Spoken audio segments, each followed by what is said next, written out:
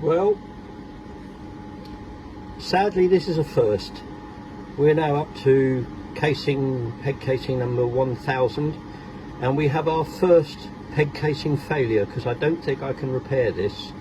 The pegging itself is absolutely fine, but a seriously heavy duty half shaft, probably stronger than 300Ms that Rob Ones is running, have let go, and it's let go spectacularly.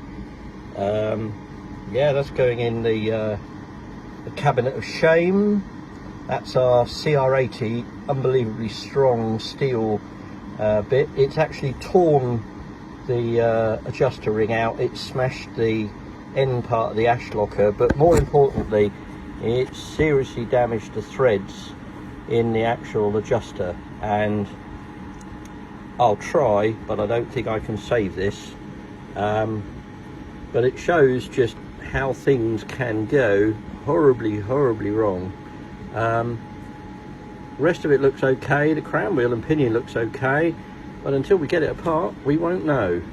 This is what happens when ever so strong stuff decides it's had enough to play and let's go.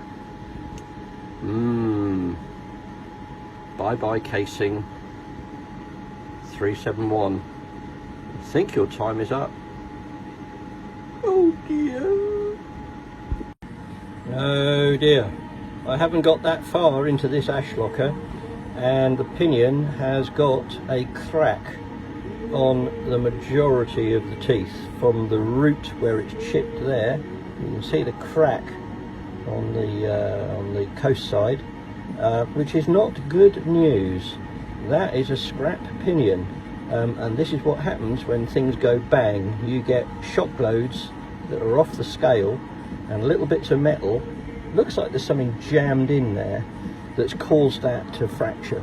So that is 99 out of 100's about to let go. Dig a bit deeper yet. And here is the cross shaft that needs replacing. In fact, it's not a healthy diff at all. The tab locked end flange obviously is toast with this much damage. It's chewed up on the inside as well.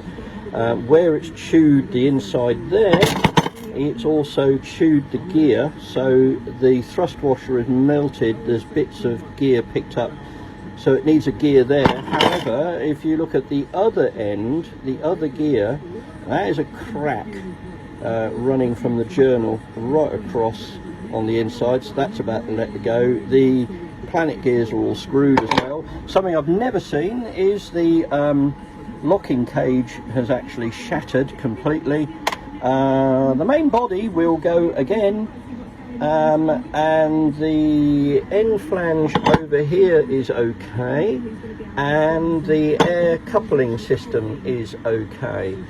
So basically, and this is one reason we love ash lockers, it needs a set of 6 gears, 3 cross shafts, a locking ring and a cage, a new set of thrusts, a new tab locked end piece.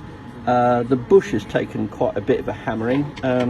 That's got a lot of wear in it, which you can see there. So we'll put a bush in there. We'll put all new bolts and we'll bolt it back together. Sadly, with a new crown wheel pinion, God knows what we're going to do with the casing. But we can always make ash lockers pretty much live again, because you can get every single part and they're not silly priced. If this was an ARB, it would be a pile of scrap, and I think that goes for a lot of the other diffs on the market. Ashcroft's support for parts is second to none. And my job now is to, these are the few bits I've managed to salvage, so not a lot. So we're going to clean this lot up and see if we can save that case and report back another day. Pretty impressive, Mr. Wands.